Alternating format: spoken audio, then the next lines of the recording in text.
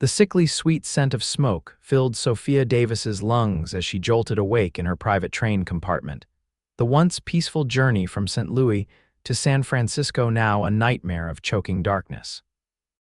It was 1878, and the 23-year-old schoolteacher had left everything behind for the promise of a new position in California, never imagining her fresh start would begin with a fight for her very life.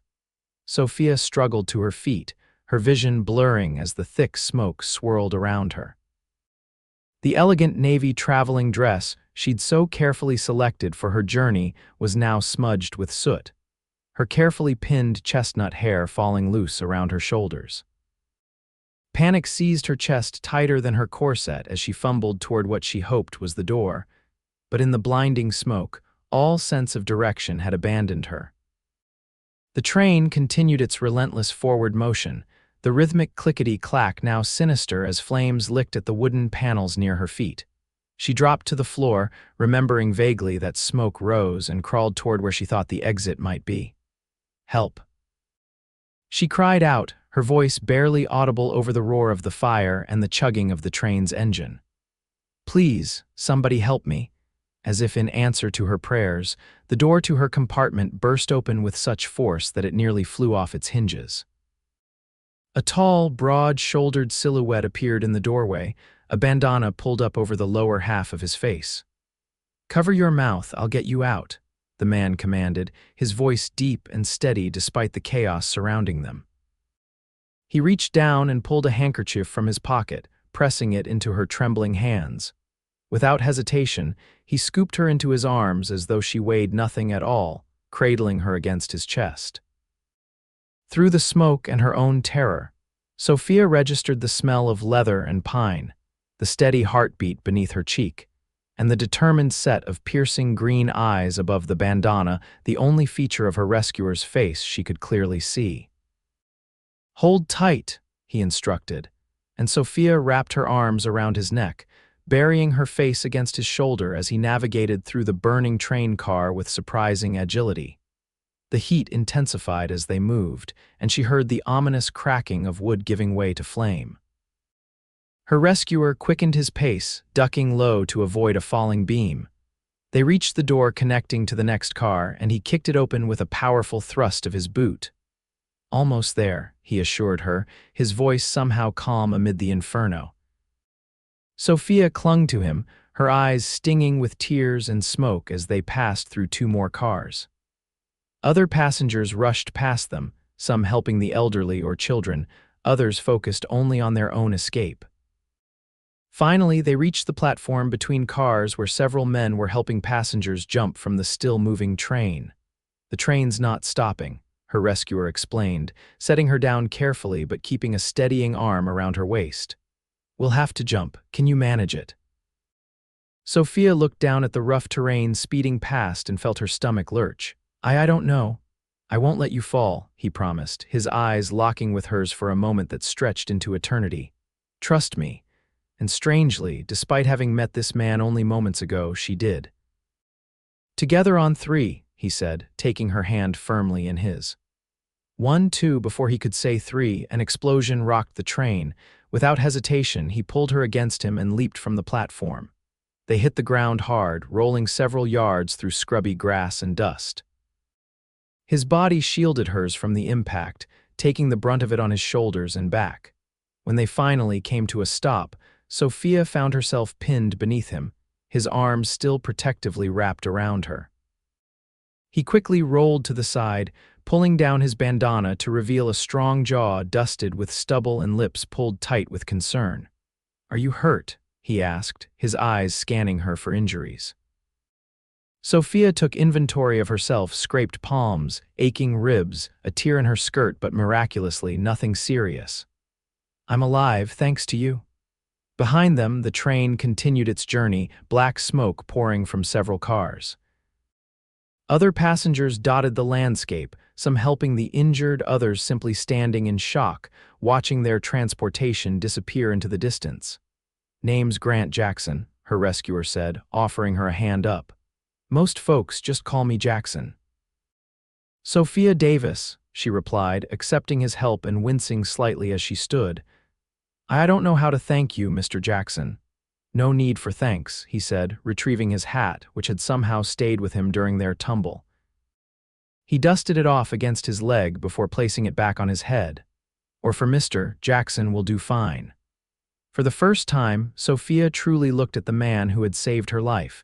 He stood over 6 feet tall with broad shoulders tapering to a lean waist. His clothes marked him as a cowboy worn leather chaps over denim trousers, a faded blue shirt with the sleeves rolled to the elbows revealing sun-bronzed forearms, and a brown leather vest. A gun belt hung low on his hips, the well-worn holster suggesting the weapon it held was no stranger to use. But it was his face that captured her attention. Strong features framed those remarkable green eyes that had somehow pierced through the smoke and chaos to find her. A small scar crossed his left eyebrow, and his dark blonde hair curled slightly where it peeked out from beneath his hat. "We're about 5 miles outside of Glenrio," he said, scanning the horizon. "Not the most welcoming place, but it's got a hotel and a telegraph office. That's where the others will be heading." Sophia looked down at her torn dress, her scraped hands, and felt the first wave of delayed shock wash over her. Everything she owned had been on that train: her clothes, her teaching credentials, the small amount of money she'd saved, even the locket containing the last picture of her parents. She swayed slightly on her feet. Jackson's hand was immediately at her elbow, steadying her. "Easy now," he said softly. "The worst is over." She nodded, trying to gather her composure. "My belongings, everything I had, I know," he said, and there was genuine sympathy in his voice. "But you're alive, Miss Davis. That's what matters today." A woman's cry drew their attention to a small group of passengers about 50 yards away. An elderly man was lying on the ground, clutching his leg, while a woman, perhaps his wife, knelt beside him in distress. "Wait here," Jackson instructed, and jogged toward them without waiting for her response. Sophia watched as he knelt beside the injured man, examining his leg with careful hands. After a brief conversation, Jackson helped the man to his feet, supporting him as the three began to walk slowly in Sophia's direction. "This is Henry and Martha Williams," Jackson introduced as they approached. "Mr. Williams has a badly sprained ankle." They were headed to visit their daughter in Santa Fe. "You poor things," Sophia said, automatically moving to help support Martha, who looked nearly as shaky as her husband. "We need to get moving before the sun gets much higher," Jackson said, glancing up at the sky. "It'll be blistering hot by midday." As they began their slow trek toward Glenrio, other passengers fell in with them: a young mother with 2 small children, a drummer carrying his sample case, a man who introduced himself as a doctor from Philadelphia, and several others. Jackson naturally took charge, organizing those who were able-bodied to help the injured, setting a pace that was manageable for all, and periodically scouting ahead to ensure they were on the right path. "You're fortunate Mr. Jackson was aboard," Martha Williams commented as they walked side by side. "He knows this territory like the back of his hand." "He does?" Sophia asked, surprised. "I assumed he was just another passenger," Martha chuckled. "Oh my, no. He owns one of the largest cattle spreads in the territory, the Triple J Ranch. He was probably on his way back from a business meeting in Santa Fe. Very respected man, Mr. Jackson, despite his young age. Can't be more than 30, I'd guess, and already made quite a success of himself." Sophia glanced ahead where Jackson walked at the front of their group, occasionally stopping to help someone over a rough patch of ground. She'd taken him for a hired hand, not a ranch owner. There was none of the arrogance she'd come to expect from wealthy men. The sun climbed higher and the heat became oppressive. Sophia's throat burned with thirst, and her feet ached in her practical but ill-suited traveling boots. Just as she thought she couldn't take another step, Jackson called a halt near a small stand of cottonwood trees. "There's a creek just over this rise," he announced. "We'll rest here for a bit before continuing to town." The creek was little more than a trickle, but its water was cool and clear. Sophia cupped her hands and drank deeply, then dampened her handkerchief to wipe the soot and dust from her face. "Here," Jackson said, suddenly appearing beside her and offering a small tin cup. This will be easier than using your hands. Thank you, she said, accepting the cup. You seem very prepared for emergencies, Mr. Jackson. A smile tugged at the corner of his mouth. Out here, being unprepared can get you killed. He paused, studying her face. You're not from around these parts, are you? Sophia shook her head. St. Louis, I was traveling to San Francisco to take a teaching position. Long way from home, he observed. I don't have a home, not anymore, she admitted, surprising herself with her candor. My parents died last winter influenza. The house had to be sold to pay my father's debts. The position in San Francisco was a fresh start. Jackson nodded, his expression thoughtful. Well, Miss Davis, I expect the railroad will make arrangements for all of you once we reach Glenrio. There'll be another train in a few days. But I've lost everything, she said, the reality of her situation hitting her anew. My luggage, my letter of appointment. I don't even have enough money for a hotel room tonight. Before Jackson could respond, the doctor called him over to help with one of the injured passengers. Sophia watched him go, wondering what twist of fate had put this capable, enigmatic man on the same train as her today. By mid-afternoon, the bedraggled group finally crested a rise and saw Glenrio spread out before them. It was a small frontier town, one main street lined with wooden buildings, a church steeple rising above the others, and scattered houses and businesses extending outward like spokes from a wheel. Not much to look at, Jackson commented, coming to stand beside Sophia as they all paused to take in the view, but it'll feel like paradise after our little walk. Their arrival in Glenrio caused quite a stir. As word spread of the train accident, townspeople emerged from shops and homes to offer assistance. The injured were taken to the doctor's office, while the others were directed to the hotel or the small restaurant for food and rest. The station master, a thin man with spectacles perched on his nose, took down all their information and promised to telegraph the railroad company immediately. They'll likely send a special train to collect you within 2 or 3 days, he informed them. In the meantime, the company will cover your accommodations at the hotel. Sophia felt a wave of relief wash over her. At least she wouldn't be sleeping on the street tonight. As the passengers dispersed, Jackson approached her once more. You'll be all right now, Miss Davis, he said. The Glenrio Hotel isn't the Palmer House, but it's clean, and Mrs. Abernathy serves a decent meal. Sophia smiled wearily. Thank you again for everything you've done. I don't know how I can repay you. No need, he said, touching the brim of his hat. Just doing what needed doing. He turned to go, then hesitated.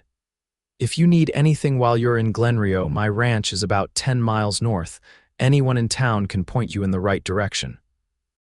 With that, he strode away, his long legs quickly carrying him down the dusty main street until he disappeared into the livery stable.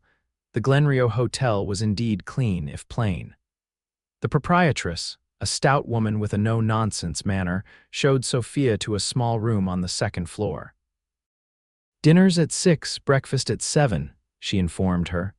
There's a bathhouse out back if you want to wash up. One of the girls can bring you some hot water for the basin if you'd prefer privacy. Left alone, Sophia sat on the edge of the narrow bed and finally allowed herself to fully process the day's events. She had nearly died. Everything she owned was gone. She was stranded in a tiny frontier town with no money and no clear way forward. And yet she was alive, thanks to a green-eyed cowboy who had appeared like an answer to a prayer. She washed as best she could with the cold water in the basin, changed into a borrowed nightgown provided by the hotel, and fell into an exhausted sleep without even making it down to dinner. Morning brought clarity and renewed determination. After a simple breakfast of eggs, bacon, and biscuits, Sophia approached Mrs. Abernathy about obtaining some clothing. I'm afraid I've nothing but what I was wearing yesterday, she explained. The older woman nodded sympathetically. Several of the ladies in town have already brought over some things for the train passengers. There's a room off the kitchen where you can look through them and take what suits. The donated clothing was varied, some too large, some too small, but Sophia managed to find a serviceable blue calico dress that needed only minor adjustments at the waist, along with undergarments and a shawl. She felt immeasurably better once properly dressed, even if the clothes weren't her own. Her next stop was the telegraph office, where she sent a message to the school board in San Francisco explaining her situation and asking for instructions. She also inquired about an advance on her salary to help replace her lost belongings, hoping they would be understanding of her predicament. As she stepped out of the telegraph office, squinting in the bright sunlight, a familiar figure caught her eye. Grant Jackson was tying his horse, a magnificent chestnut stallion, to the hitching post outside the general store. Without conscious thought, Sophia found herself crossing the street toward him. "Mr. Jackson," she called as she approached. He turned at the sound of his name, and something like pleasure flickered across his features when he saw her. "Miss Davis," he greeted, removing his hat. "You're looking well today. Thanks to the generosity of the townspeople," she said, smoothing the borrowed dress self-consciously. "I didn't expect to see you again so soon. Had some business in town," he explained, gesturing toward the store. "Needed supplies, and I was curious to see if there was any news about the train. The station master says the railroad is sending a replacement train, but it won't arrive for 3 days at least," Sophia told him. "I've just sent a telegram to San Francisco about my position." Jackson nodded, studying her with those penetrating green eyes. "Have you eaten lunch? Delmonico's isn't much, but Pearl makes a fine stew on Thursdays." Sophia hesitated, aware of how improper it would be to dine alone with a man she barely knew. Yet something about Grant Jackson inspired trust, and after all, he had saved her life. "That would be lovely, thank you." Delmonico's was a small restaurant at the far end of the main street, its whitewashed exterior and red checked curtains giving it a homey feel. Inside, the savory aroma of beef stew mingled with the scent of fresh baked bread.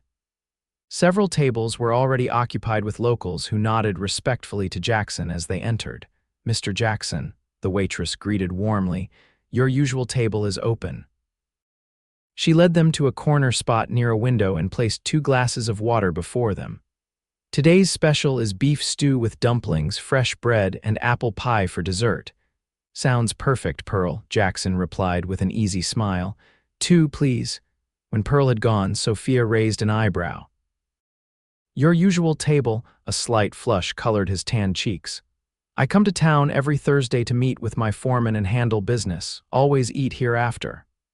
"I see," Sophia said, finding his slight embarrassment endearing. "And what business brings a successful rancher like yourself to town today? Besides curiosity about the train, that is." Jackson looked surprised. "You've been asking about me?" Now it was Sophia's turn to blush. "Mrs. Williams mentioned you owned the Triple J Ranch. She seemed quite impressed by your success." He chuckled, a warm, rich sound that Sophia found herself wanting to hear again. "The Triple J is doing well enough, I suppose. My father started it with just 50 head of cattle and a dream. When he passed 5 years ago, I took over with 3,000 head and 15 hands working the place." "That's impressive," Sophia said sincerely. "You must be very proud." "It's hard work," he acknowledged, "but satisfying. What about you, Miss Davis? What led you to teaching in San Francisco?" As their meal arrived, Sophia told him about growing up in St. Louis, her education at a women's seminary, and her brief teaching experience at a girls' school in her hometown. "After my parents died, there was nothing keeping me in St. Louis. The position in San Francisco offered better pay and the adventure of seeing more of the country. And now here you are in Glen Rio, New Mexico," Jackson said with a smile. "Not exactly the adventure you had in mind, I'd wager." "No," Sophia laughed, "definitely not what I had planned." "But then, the best stories often come from unexpected detours, don't they?" Something in Jackson's expression softened as he looked at her. "That they do, Miss Davis, that they do." Their lunch stretched to nearly 2 hours as conversation flowed easily between them.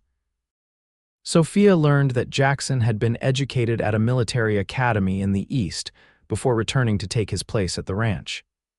He spoke knowledgeably about books, politics, and even art, surprising her with his breadth of interests. In turn, she found herself sharing stories of her childhood, her love of teaching, and her dreams for the future. He listened attentively, asking thoughtful questions that revealed a genuine interest in her answers. When they finally stepped back out onto the street, Sophia realized with a start that she had enjoyed herself more than she had in months, perhaps years. There was something about Grant Jackson that put her at ease while simultaneously making her acutely aware of herself as a woman. "I should be getting back to the ranch," he said, though he made no move toward his horse. "My foreman, Cooper, will be wondering if I fell into a well somewhere." "Of course," Sophia replied, inexplicably disappointed. "Thank you for lunch, Mr. Jackson." It was a welcome distraction from my troubles. He studied her for a moment, then said, "There's to be a social at the church on Saturday evening. Nothing fancy, just music, dancing, some refreshments. Would you care to attend as my guest?" The invitation surprised her, but Sophia found herself nodding before she'd fully considered her answer. "I'd be delighted, thank you." "I'll call for you at the hotel at 7 then," he said, a smile breaking across his face that transformed his serious features. He touched the brim of his hat and turned toward his horse.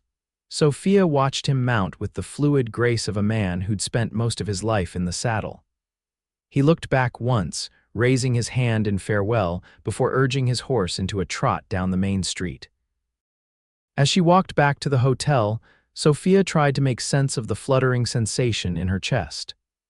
Grant Jackson was handsome, certainly, and charming in a straightforward way that was refreshing after the calculated gallantry of the men she'd known in St. Louis. But there was something more to him, a quiet strength, an integrity that seemed as much a part of him as his striking green eyes.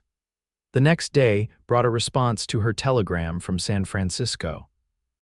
The school board expressed sympathy for her situation and assured her the position would be held for her until the end of the month.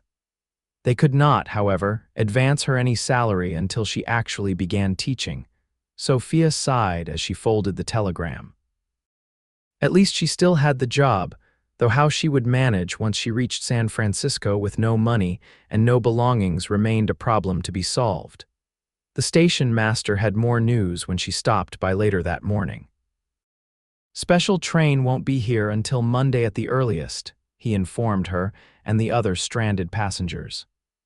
There was some trouble with the tracks further east that needs repairing first. The delay meant Sophia would be in Glenrio through the weekend, including the social Jackson had invited her to. Despite her uncertain circumstances, she found herself looking forward to Saturday evening with surprising anticipation. When Saturday arrived, Sophia spent more time than she would have liked to admit preparing for the social. Mrs. Abernathy had loaned her a pretty ivory shawl to dress up the blue calico, and one of the other train passengers had shared some ribbon to weave through Sophia's hair. She was just securing the final pin in her upswept hair when a knock came at her door. Opening it, she found Mrs. Abernathy standing there with a small package. "This just arrived for you," the older woman said, handing over the brown paper parcel tied with string, "from Holcomb's Mercantile." Puzzled, Sophia accepted the package. "There must be some mistake. I haven't ordered anything," Mrs. Abernathy shrugged. "The delivery boy said it was paid for and to be brought to you specifically." Alone again, Sophia carefully unwrapped the package. Inside was a small bottle of lavender toilet water, a pair of delicate lace gloves, and a simple silver hair comb. A note accompanied the items. "Miss Davis, I thought these might be of use this evening. The ladies assure me these are necessities, though I confess I understand little of such matters. Until 7G. Jackson." Touched by his thoughtfulness, Sophia dabbed a little of the lavender scent at her wrists and throat, slipped on the gloves, and replaced one of her borrowed hair ribbons with the silver comb. The small luxuries lifted her spirits immeasurably. When Jackson arrived promptly at 7, Sophia was waiting in the hotel lobby. He was dressed in what she assumed was his finest black trousers, a crisp white shirt, a black string tie, and a dark gray vest under his usual leather coat. His hair was neatly combed and he'd trimmed his stubble to a clean line along his jaw. He stopped short when he saw her, his eyes widening slightly. "Miss Davis," he said, removing his hat, "you look lovely." "Thank you," she replied, feeling a blush warm her cheeks. and thank you for the gifts. You shouldn't have gone to such trouble. It was no trouble, he assured her, offering his arm. Shall we? The church was only a short walk away, its windows glowing with lamplight that spilled out onto the darkening street. Inside, the pews had been pushed to the walls to create a space for dancing, and tables laden with food and punch lined one side of the room. A small group of musicians, 2 fiddlers, a guitarist, and a man with a harmonica were setting up in the corner. As they entered, heads turned, and Sophia was immediately aware of curious glances directed their way. Jackson seemed oblivious to the attention as he led her toward a group of people near the refreshment table. "Miss Davis, I'd like you to meet some friends," he said, introducing her to several couples. Among them were his foreman, Matthew Cooper, and Cooper's wife, Sarah, who immediately took Sophia under her wing. "We've heard all about your ordeal on the train," Sarah said, linking her arm with Sophia's, "and how Mr. Jackson heroically rescued you from certain death." Sophia glanced at Jackson, who looked distinctly uncomfortable with Sarah's dramatic retelling. "He was very brave," she agreed, "and I'm incredibly grateful." "Well, now you must tell me all about yourself," Sarah continued, leading Sophia toward the punch bowl. "We get so few new faces in Glenrio, especially educated Eastern ladies." Over the next hour, Sophia found herself the center of attention as the townspeople welcomed her with genuine warmth and curiosity. Jackson remained close by, occasionally catching her eye across the room with a small smile that seemed meant just for her. When the music began in earnest, he appeared at her side. "May I have this dance, Miss Davis?" His hand was warm and strong as he led her to the makeshift dance floor. The musicians struck up a lively reel, and Jackson proved to be a surprisingly graceful dancer. He guided her through the steps with confidence, his hand at the small of her back sending ripples of awareness through her body. "You dance very well, Mr. Jackson," she commented as they circled each other, hands barely touching. "Military Academy," he replied with a wink. They were quite insistent that a proper gentleman should know how to dance, among other social graces. As the evening progressed, Sophia danced with several other men from town, but always found her gaze seeking out Jackson. More than once she caught him watching her, his expression a mixture of admiration and something deeper she couldn't quite identify. When the musicians took a break, Jackson suggested they step outside for some air. The night was clear, stars scattered like diamonds across the velvet sky, and a cool breeze offered relief from the warmth of the crowded church. They walked a little way in companionable silence before Jackson spoke. "Are you enjoying yourself this evening, Miss Davis?" "Very much," she replied honestly.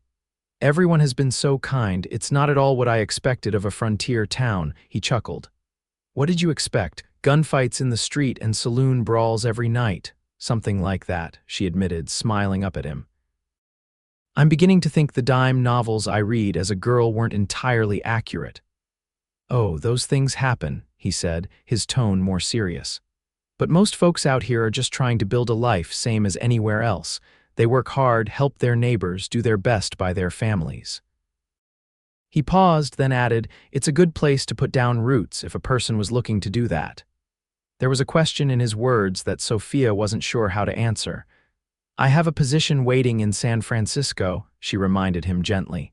"Of course," he said quickly, looking away. "I didn't mean to imply that is, I know you have your plans." They had stopped walking, standing now in a pool of moonlight that silvered the edges of Jackson's profile. Without thinking, Sophia reached up and touched his cheek, turning his face back toward her. "Mr. Jackson Grant," she said softly, using his given name for the first time. "I'm very glad the train stopped in Glenrio despite the circumstances." His eyes held hers, the intensity in them making her breath catch. Slowly, giving her every chance to pull away, he lowered his head until his lips met hers in a gentle kiss. His hand came up to cup her face, his touch feather light as though she were something infinitely precious. When they parted, Sophia's heart was racing, her senses filled with him, his scent, his warmth, the taste of him lingering on her lips. "We should return to the social," she whispered, though she made no move to step away. Yes, he agreed, equally motionless. After a moment, he offered his arm again, and they walked back toward the church in silence, each lost in thought. The remainder of the evening passed in a haze for Sophia. She danced and conversed, laughed at jokes and complimented the food, but her awareness was centered entirely on Grant. Every look they shared seemed to carry the weight of their kiss, every accidental touch charged with unspoken possibility. When the social finally ended and they walked back to the hotel, Grant stopped at the bottom of the steps. "I'd like to call on you tomorrow, if I may," he said, his normally confident voice hesitant. "Perhaps we could ride out to the ranch. It's a beautiful day for it, and I thought you might enjoy seeing a bit of the country before you continue your journey." "I'd like that," Sophia replied, unable to keep the smile from her face. "Until tomorrow, then," he said, lifting her gloved hand to his lips. "Good night, Sophia." "Good night, Grant," she whispered, watching as he strode away into the darkness, his tall figure silhouetted against the starlit sky. In her room, Sophia sat by the window for a long time, gazing out at the sleeping town and trying to make sense of her tumultuous feelings. She had known Grant Jackson for only 3 days, yet she felt connected to him in a way she couldn't explain. Was it simply gratitude for his rescue, or the natural bond that forms between people who share a dangerous experience? But when she closed her eyes, it wasn't the smoke-filled train car she remembered. It was the tenderness in his gaze, the gentle pressure of his lips against hers, the way her heart seemed to recognize something in him that called to her very soul. "This is madness," she whispered to herself. "I have a position waiting, a new life planned. I can't possibly be falling in love with a man I've just met." Yet as she finally climbed into bed, Sophia knew with absolute certainty that whatever was happening between her and Grant Jackson was anything but simple gratitude. And the thought of leaving on Monday's train filled her with a sadness far deeper than she could have anticipated. Sunday dawned bright and clear, the kind of perfect autumn day that seems designed to showcase nature's beauty. Grant arrived at the hotel just after breakfast, dressed in his usual working clothes but with a freshly ironed shirt and his boots polished to a shine. "Good morning," he greeted her, his smile warming her more effectively than the sun overhead. "I've brought a horse for you, my gentlest mare." "I hope you're comfortable riding." "I am," Sophia assured him, though in truth her experience was limited to sedate rides in the park back in St. Louis. Though perhaps not in the same league as a rancher. "You'll do fine," he said, leading her to where 2 horses waited, his chestnut stallion and a smaller dapple gray mare with kind eyes. "This is Pepper. She'll take good care of you." With Grant's help, Sophia mounted, arranging her borrowed skirts as modestly as possible over the side saddle. She was grateful now for those riding lessons her father had insisted upon, though she'd complained at the time about the expense. They rode at a leisurely pace out of town, heading north across the open range. Grant pointed out landmarks as they went: a distant mesa, a creek that ran strong in the spring but was now just a trickle, a stand of cottonwoods that marked the boundary of his property. "How far does your land extend?" Sophia asked, amazed by the vastness of the landscape. "About 20,000 acres, Grant replied. "Though out here it takes that much land to support a decent-sized herd, it's not like farming back east where you can make do with 100 acres or so." As they crested a rise, a sprawling ranch house came into view, nestled in a small valley with several outbuildings surrounding it. A corral held a dozen or more horses, and in the distance, cattle grazed on the open range. "The Triple J," Grant said, a note of pride in his voice. "My father built the main house himself when he first claimed this land. I've added onto it over the years." The house was larger than Sophia had expected, a 2-story structure built of timber and native stone, with a wide porch wrapping around the front and one side. Smoke rose from the chimney, and several dogs raced out to greet them as they approached, barking excitedly. Grant helped Sophia dismount, his hands lingering at her waist a moment longer than necessary. A middle-aged woman emerged from the house, wiping her hands on her apron. "This is Mrs. Finch," Grant introduced her.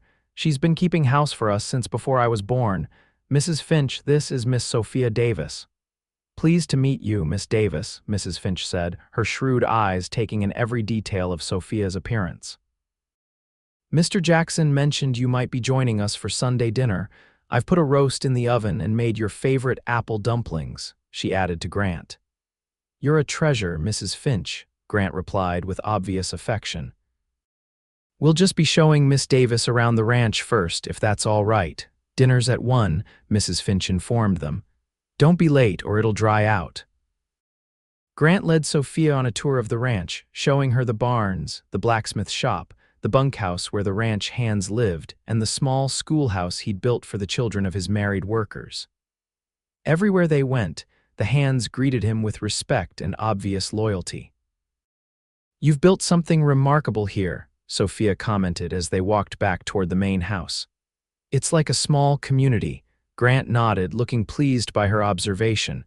That's the idea. I want the men who work for me to feel this is their home, not just a job. Many of them have been with us for years, some since my father's time. Inside, the ranch house was comfortably furnished with a mixture of practical frontier pieces and finer items that must have been brought from back east. A large stone fireplace dominated the main room, with bookshelves on either side filled with volumes that made Sophia's fingers itch to explore them. You have quite a library, she noted, running her finger along the spines of leather-bound classics and newer works of history and science. Reading material is scarce out here, Grant explained. I try to stock up whenever I make a trip to Santa Fe or Denver. You're welcome to borrow anything that interests you. For the few days I'll be here, you mean, Sophia said, unable to keep a note of sadness from her voice. Grant's expression sobered. Yes, of course. Mrs. Finch's Sunday dinner was a feast that could have fed twice their number roast beef with gravy, potatoes, fresh vegetables from the kitchen garden, hot biscuits with honey, and the promised apple dumplings for dessert. The conversation flowed easily as they ate, touching on books they'd both read, places Grant had visited in his travels, and Sophia's experiences as a teacher. Have you ever considered staying in one place and teaching? Grant asked as Mrs. Finch cleared away the dessert plates. There's a real need for educated teachers out here. That schoolhouse I showed you, it's used only sporadically when a traveling teacher passes through. I hadn't thought about it, Sophia admitted, though the idea took root immediately in her mind. I always assumed I'd teach in a city school. The children here deserve a good education just as much as city children, Grant said, a hint of challenge in his voice. More, perhaps, since their opportunities are more limited.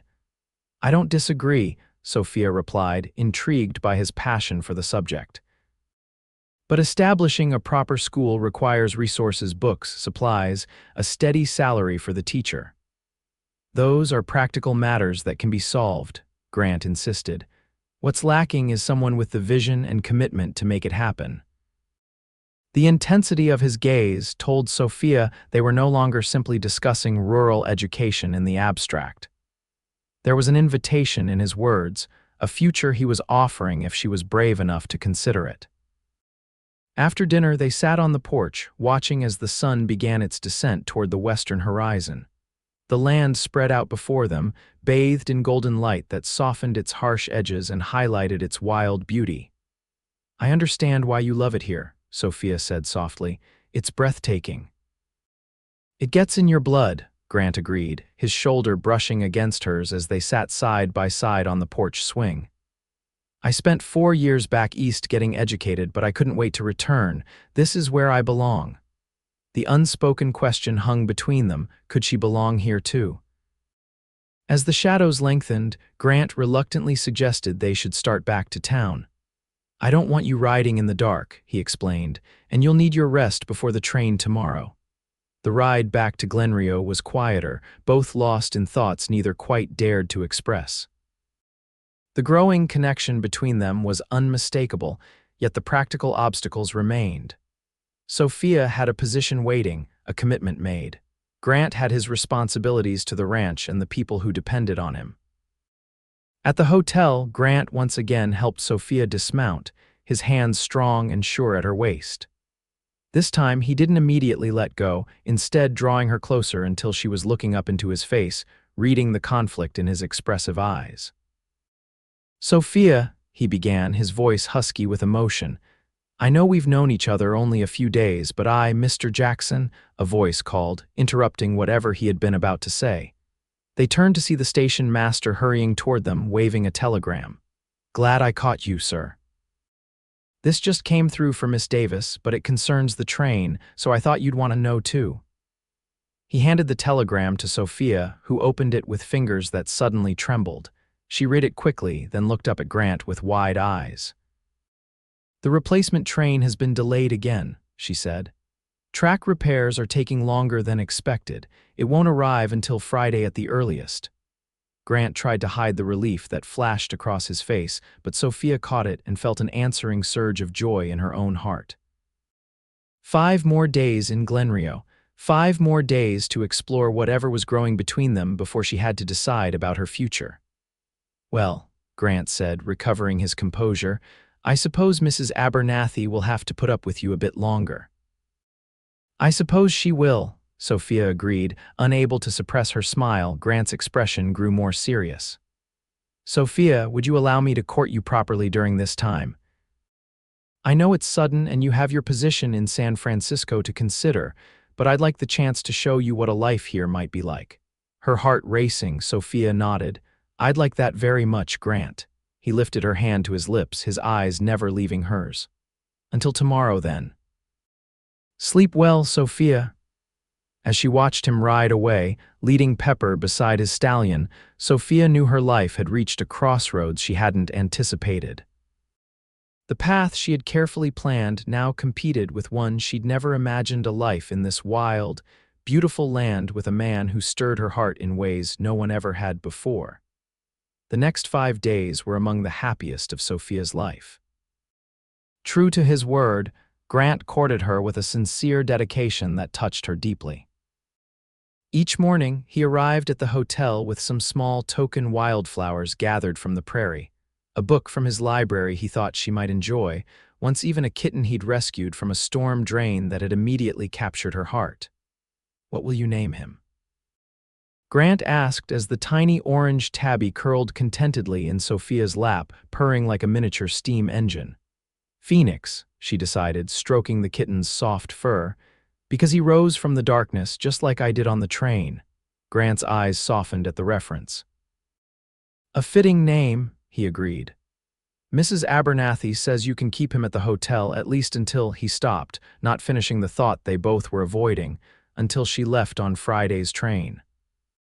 Instead of dwelling on their uncertain future, they filled their days with activities that allowed them to know each other better. Grant took her riding again, showing her his favorite spots on the ranch: a hidden waterfall, a ridge that offered views all the way to the distant mountains, a grove of ancient oak trees where generations of Jacksons had carved their initials. One afternoon, they visited the small schoolhouse, and Sophia's teacher's heart was immediately engaged by the potential she saw there. The building was sound, with good windows for light and a sturdy wood stove for heat. There were a dozen desks, a chalkboard, and a few tattered textbooks, but little else. "It needs books," she said, mentally cataloging what would be required, "and maps, writing slates for the younger children, perhaps a globe." "All things that can be purchased," Grant pointed out, watching her with a smile as she moved around the room, straightening desks and examining the existing materials. "The children range in age from 5 to 16, she mused, thinking aloud. "That's a challenge, teaching all grades at once, but it can be done with proper planning." "Does that mean you're considering it?" Grant asked quietly. Sophia paused, realizing she had indeed been imagining herself teaching in this very room. I don't know," she admitted. "It's not what I planned, but, he prompted when she didn't continue. She turned to face him, standing in the middle of the simple schoolroom with sunlight streaming through the windows, turning dust motes into floating gold. "But sometimes life takes us in directions we never expected. Sometimes we find something we weren't even looking for that turns out to be exactly what we need." Grant crossed the room to stand before her, taking both her hands in his. "Sophia," he said, his voice deep with emotion, "I know this is fast, perhaps too fast. But I've never been more certain of anything in my life than I am of my feelings for you. Her heart pounding, Sophia looked up into his earnest face. What are you saying, Grant? I'm saying that I've fallen in love with you, he said simply. I'm saying that the thought of you leaving on Friday's train feels like having my heart torn from my chest. I'm saying that I want you to stay not just as the teacher for the Triple J, but as my wife. Sophia's breath caught in her throat. Your wife, she whispered. Grant, we've known each other less than a week. I know, he acknowledged, a rueful smile tugging at his lips. It's madness by any rational standard, but when I pulled you from that smoke-filled train car, something happened to me, Sophia.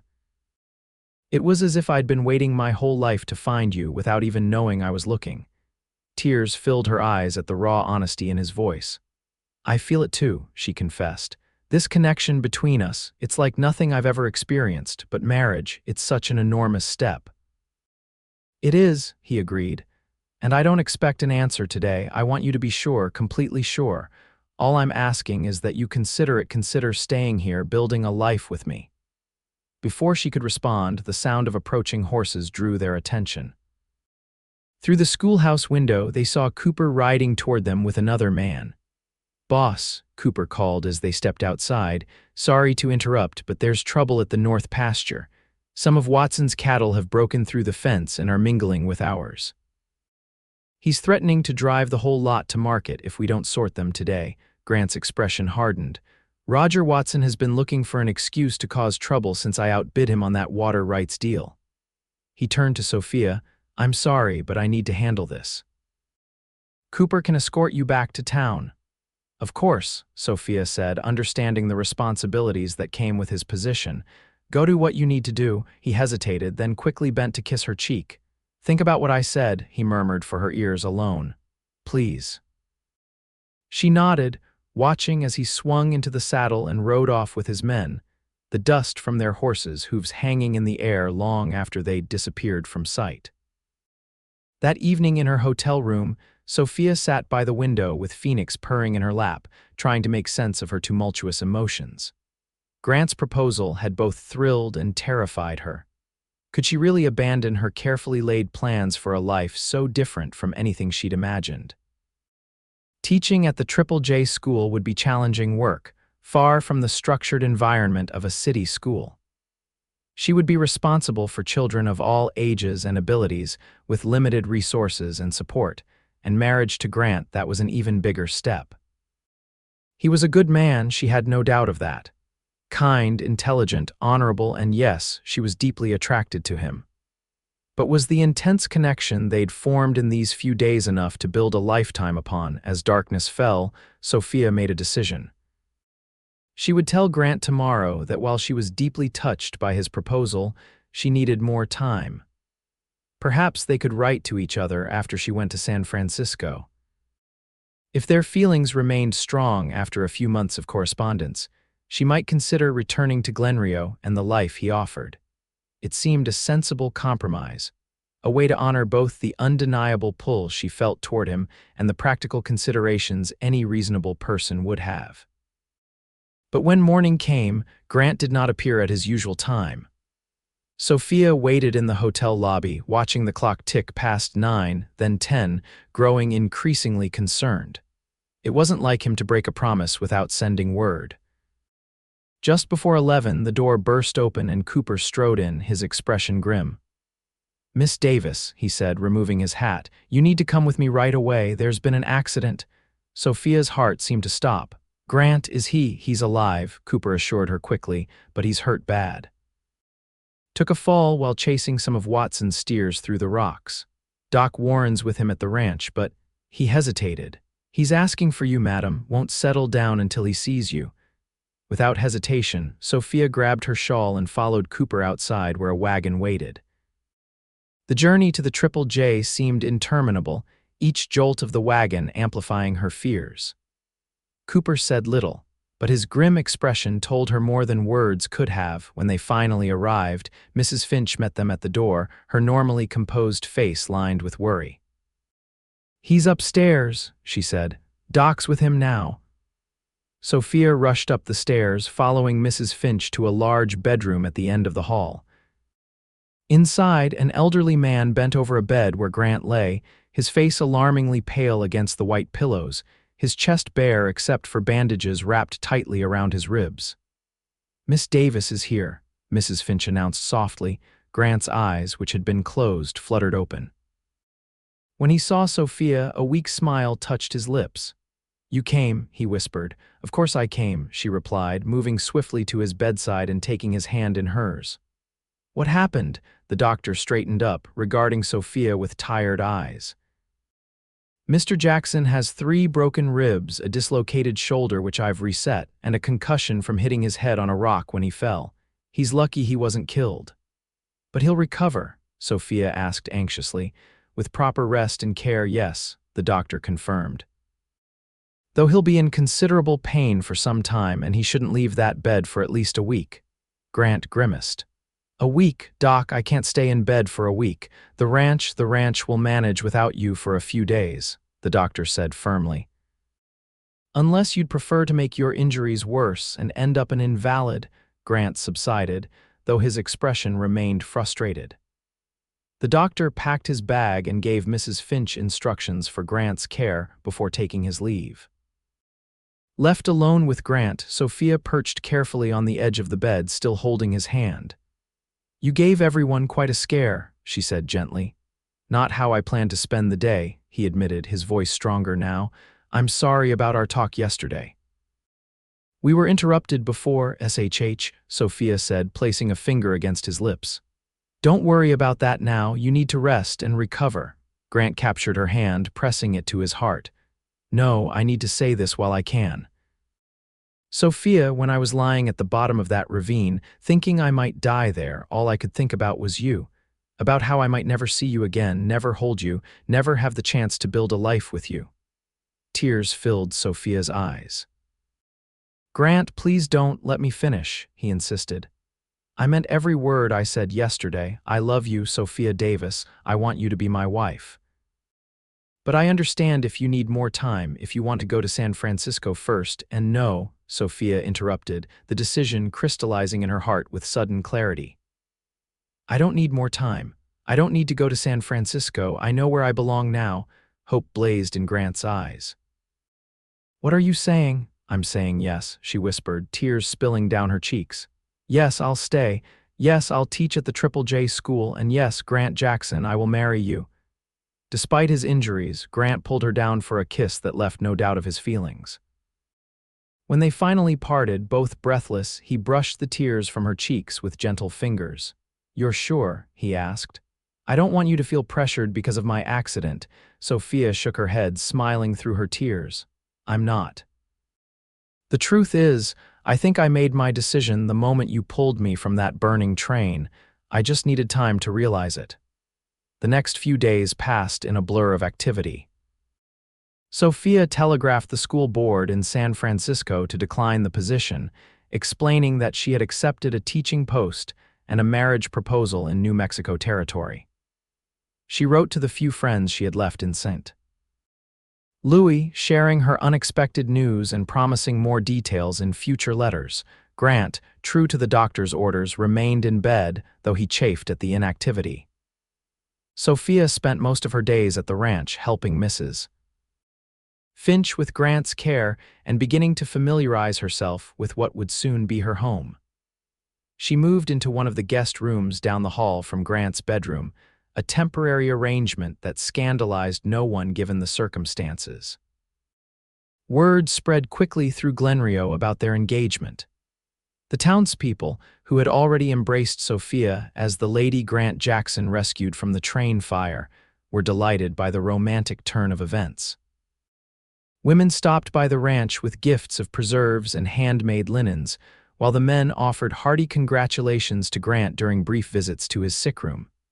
"You've charmed the whole town," Grant commented as Sophia arranged yet another bouquet of wildflowers brought by a well-wisher. "Mrs. Patterson is already recruiting you for the church ladies' auxiliary, and you're not even married yet." Sophia laughed, settling into the chair beside his bed with her sewing. She was altering one of Mrs. Finch's dresses to fit her slimmer frame, preparing for the simple wedding they had planned for the following Sunday. I like them, she said honestly. They're good people. Different from what I'm used to, perhaps, but genuine. And you're really not having second thoughts. Grant asked, watching her with those perceptive green eyes that seemed to see straight to her soul. About giving up San Francisco, about marrying a man you've known less than 2 weeks. Sophia set down her sewing and moved to sit on the edge of the bed, taking his hand in hers. Grant Jackson, I have never been more certain of anything in my life. When that train car filled with smoke, I thought my journey was ending. Instead, it was just beginning. The Sunday wedding was everything Sophia could have wished for, simple, heartfelt, and surrounded by people who had quickly become dear to her. The ceremony took place in the Glenrio Church, with Reverend Thomas officiating. Grant, still moving carefully because of his healing ribs but looking handsome in a new black suit, waited for her at the altar with barely contained joy. Sophia wore a dress of ivory silk that Sarah Cooper had helped her remake from one donated by the mayor's wife, a wedding gift that had touched her deeply. A wreath of wildflowers crowned her hair, which fell loose down her back at Grant's request.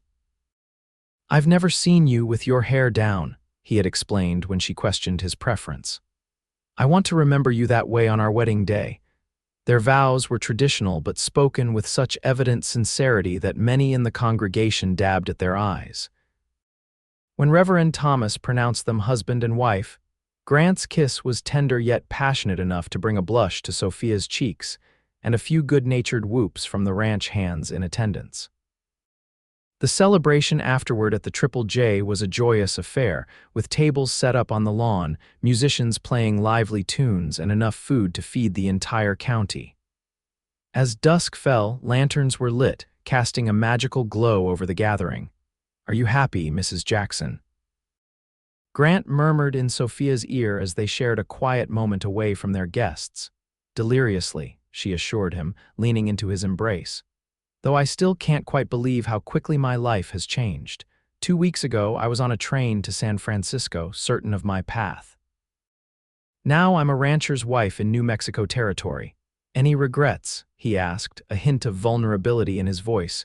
Sophia turned in his arms to face him, reaching up to trace the strong line of his jaw. "Only that we didn't meet sooner," she said softly. "Think of all the time we could have had together." "We have the rest of our lives," Grant reminded her, lowering his head to capture her lips in a kiss that held all the promise of their future. 1 year later, Sophia stood on the porch of the Triple J ranch house, watching as a cloud of dust in the distance grew larger, heralding the return of the cattle drive. After 2 weeks away, Grant was coming home, and her heart quickened at the thought of being in his arms again. The past year had been one of adjustment, learning, and deep joy. Taking over the schoolhouse had been challenging but immensely rewarding. She now had 15 regular students, the children of the ranch hands, and several from neighboring spreads who rode in daily. With Grant's support, she had acquired new books, maps, and supplies, transforming the simple building into a true place of learning. Marriage to Grant had been an even more profound journey of discovery. Their love, born in crisis and developed in an intense courtship, had only strengthened with time and intimacy. They complemented each other perfectly, his practical knowledge of the land balancing her book learning, her gentle patience tempering his occasional impetuousness. The dust cloud resolved into riders and cattle, with Grant's tall figure easily recognizable at the head of the procession. Sophia waved, and he urged his horse forward, separating from the others to gallop toward the house. He dismounted in one fluid motion and bounded up the porch steps, sweeping her into an embrace that lifted her feet from the floor. "God, I've missed you," he murmured against her hair before claiming her mouth in a kiss that left her breathless. "Welcome home," Sophia said when they finally parted, her hands framing his face, reacquainting herself with the beloved features that had occupied her dreams during his absence. Grant's eyes softened as he looked at her. "How are you feeling? You look beautiful." Sophia's hand went automatically to her swelling abdomen where their child grew. "We're both well," she assured him. "Your son has been quite active the past few days. I think he knew his father was coming home." "Son, is it?" Grant grinned, placing his hand over hers. You sound very certain. Just a feeling, Sophia replied with a smile. Though I'll be equally happy with a daughter as long as she has your eyes. They moved into the house, arm in arm, as Grant shared stories from the cattle drive and Sophia updated him on happenings at the ranch and school. Their comfortable familiarity was punctuated by touches and glances that spoke of deeper passion, a fire that had only grown stronger with time. Later that evening, as they sat together on the porch swing watching the sunset paint the sky in shades of gold and crimson, Grant said, I had a letter from the railroad company while we were in Santa Fe. Oh, Sophia prompted, curious at his hesitant tone. They're planning to run a new spur line through the territory. It would pass about 5 miles south of our property. That would make shipping cattle much easier, wouldn't it? Sophia observed. Grant nodded. And bring more settlers, more trade. Glen Rio could grow into a real town, not just a stopover. You don't sound entirely pleased about that prospect, Sophia noted, studying his expression. He sighed, pulling her closer against him. I'm of two minds. The practical rancher in me sees the advantages. But part of me values the solitude, the wildness of this place. Progress comes whether we welcome it or not, Sophia said softly. But I don't think you need to worry about the Triple J losing its character anytime soon. This land has a way of shaping those who live on it, rather than the other way around. Grant looked down at her with a smile that still made her heart skip. When did you get so wise about ranching life, city girl? I had an excellent teacher, she replied, returning his smile. Besides, I've been reading your father's journals. He faced similar concerns when the first telegraph lines came through. And here I thought you were just a pretty face with a knack for teaching, Grant teased, earning himself a playful swat on the arm. Speaking of teaching, Sophia said, Sarah Cooper's oldest boy, Michael, has a real gift for mathematics. I was thinking we might inquire about scholarship opportunities at that school in Denver you mentioned. They continued discussing the school, the ranch, their plans for the nursery they were preparing for the baby, the easy, loving conversation of two people building a life together brick by brick, day by day. As darkness settled over the land and the first stars appeared in the velvet sky, Grant rose and offered his hand to help Sophia up from the swing. What do you say we turn in early tonight, Mrs. Jackson? He suggested, his voice dropping to a register that still sent shivers down her spine after a year of marriage. I think that's an excellent idea, Mr. Jackson, she replied, her own tone equally suggestive. I have so much to show you how much I missed you. Hand in hand, they entered the house that had become their home, closing the door on the vast New Mexico night. Inside awaited the warmth and comfort they had created together, a love born in smoke and danger that had blossomed into something enduring and true. 5 years later, Mama, Papa's home. 4-year-old Samuel Jackson burst into the schoolhouse, his green eyes so like his father's wide with excitement. Behind him toddled his 2-year-old sister, Alina, her chestnut curls bouncing with each determined step. Sophia looked up from the arithmetic lesson she was explaining to the older students and smiled at her children's enthusiasm. Class, please continue working on these problems while I step outside. Rebecca, would you help Alina, please? The eldest Cooper girl nodded, holding out her arms for the toddler who happily went to her favorite babysitter. Outside, Sophia shielded her eyes against the bright June sunlight, watching as Grant rode toward the schoolhouse. Even after 5 years of marriage, the sight of him still quickened her pulse, perhaps even more so now that she knew the man behind the handsome exterior so well. Samuel raced across the schoolyard to meet his father, who swung down from the saddle and scooped the boy up in one fluid motion, tossing him high before catching him securely. Samuel's delighted laughter rang out across the open space. You're back early, Sophia said as Grant approached, Samuel now perched on his shoulders. I wasn't expecting you until tomorrow. Finished up our business in Santa Fe quicker than expected, Grant replied, leaning down to kiss her softly. Couldn't wait to get back to my family. The years had been good to them. The Triple J had prospered under Grant's management, nearly doubling in size and productivity. The railroad spur he had mentioned 5 years ago was now a reality, making it easier to ship cattle to market and bringing new opportunities to the region. Sophia's little school had grown as well. She now had a proper assistant, a young woman from back east, not unlike herself, helping her teach the 27 children who attended regularly. The original schoolhouse had been expanded and a small library added, filled with books collected during Grant's business trips or ordered specially from publishers in Chicago and New York. Their family had grown too. Samuel had arrived right on schedule, a healthy, robust boy who had his father's coloring and his mother's thoughtful temperament. Eleanor had followed 2 years later, a surprise addition who had her mother's looks but a spirited personality all her own. And now, though she hadn't yet told Grant, Sophia suspected another child was on the way. She planned to share the news tonight once the children were asleep. "Can I dismiss the class early?" she asked, glancing back at the schoolhouse. "It's the last day before summer break anyway." Grant's eyes twinkled. "That's why I came by, thought we might take the children for a picnic at the waterfall to celebrate, the same waterfall he had shown her during their whirlwind courtship, now a favorite family spot." "That sounds perfect," Sophia agreed. "Give me 15 minutes to wrap things up here." As she returned to the schoolhouse to dismiss her students and gather her things, Sophia reflected on the path that had brought her to this moment.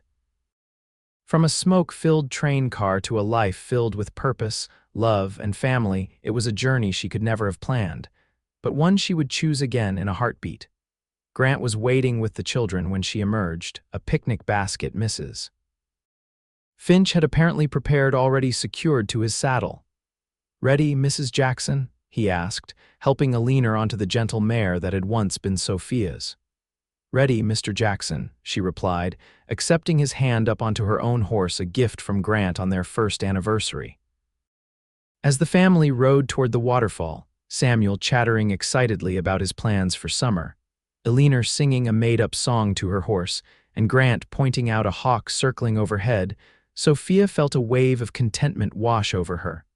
Life in the West wasn't always easy.